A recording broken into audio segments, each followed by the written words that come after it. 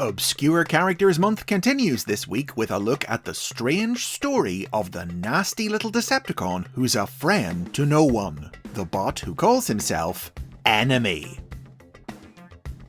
The toy that would become the Decepticon known as Enemy was first released in 1983 by Japanese toy company Takara as part of their Microchange line. Sold under the name Micros, the figure transformed into a microcassette tape and was available in 3 color schemes: red and blue, black and red, and 2 shades of blue. The figure was licensed by Hasbro and imported to become part of the first year of the Transformers toy line in 1984. They didn't use the red and blue version, but the black and red figure became the Decepticon Rumble, while the blue one became his brother, Frenzy. The Transformers cartoon would famously switch the 2 characters' color schemes, but that's a story for another video. This is the story of Enemy, and it's a story that at this point takes an unusual turn.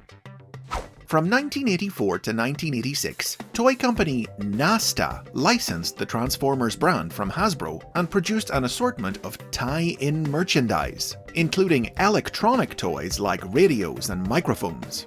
Several of Nasta's products were based on recognizable characters like Optimus Prime and Megatron, but others were just generic Autobot and Decepticon items that didn't represent specific characters. 2 such Decepticon toys were produced, both based on the Micros figure: a voice changer that electronically modulated a user's voice to sound like a robot, designed to look like the Micros robot's head, and a portable radio attached to the front of which was a simplified version of the Micros figure, which couldn't be removed but could transform. It's impossible to say if it was a deliberate reference or not, but both these toys shared the same basic color scheme as the red version of the Microchange figure that Hasbro hadn't imported. Nasta labeled these toys with the generic descriptor Decepticon Enemy, similar to the name they used on some of their generic Autobot products, Autobot Freedom Fighter. In 2007, TF-Wiki, the unofficial online Transformers encyclopedia, created an article for these 2 Nasta toys, noting their resemblance to the Microchange figure. Now, TF-Wiki is a site well known for its sense of humor, and the article jokingly pretended as if the toys represented a real character actually named Enemy. TF-Wiki admin David Willis took the gag further in 2011 when he made Enemy an official part of Transformers lore by including the character in Recordicons, the gag strip he created for the Transformers Collectors Club, though the version of Enemy who appeared in the strip was from the mirror universe of Shattered Glass. He sported inverted colours and was comedically depicted as a severed head, like the voice changer, having had his body eaten by the Autobot lion, Steeljaw.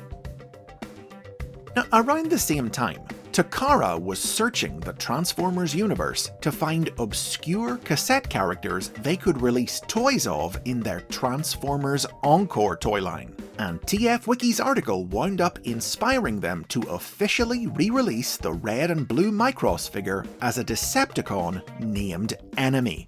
Sold in a set with fellow cassette Wing Thing and their master Sound Blaster, in whose chest he could fit in cassette mode, Enemy's name was his entire personality. He was hostility incarnate, and went out of his way to make sure nobody liked him.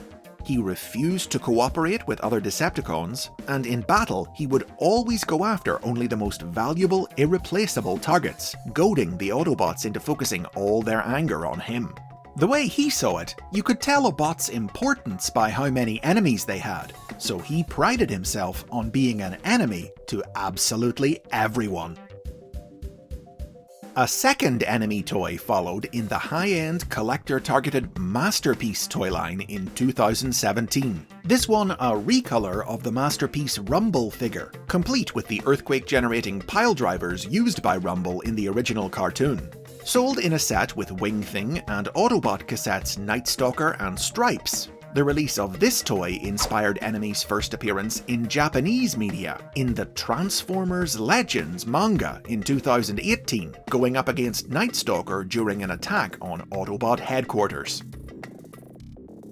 In 2020, Enemy got his biggest role yet when he made a surprise appearance in IDW Publishing's Transformers comic book. In this series, set before the outbreak of the war, Enemy was a member of the Rise, the terrorist organization that would eventually evolve into the Decepticons. He snuck into the Energon harvesting facility on Cybertron's moon and installed a siphon that surreptitiously leached off a portion of the moon's Energon and transmitted it to the Rise to fuel their schemes. Those schemes resulted in the activation of the giant transformer Vigilam, who they used to knock the moon out of orbit, inadvertently leaving Enemy stranded on it as it hurtled towards the sun. A small crew of Autobot engineers who had remained on the moon to try and alter its flight path found Enemy and locked him up, but he was then rescued by a Rise strike team who arrived to steal the rogue moon and all the Energon remaining on it. The Autobots fought them off, but in the chaos, Enemy disappeared, indicating that this is one obscure Transformer whose unusual story, from microchange to Transformers thanks to an internet joke about old tie-in merchandise, may not yet have reached its end. And those are the basics on Enemy. Like and subscribe for more dives into the barely known corners of Transformers history as Obscure Characters Month continues all through January. Ring the bell to be notified about new episodes, or if you can't wait, you can get early access to new videos if you support the series on Patreon.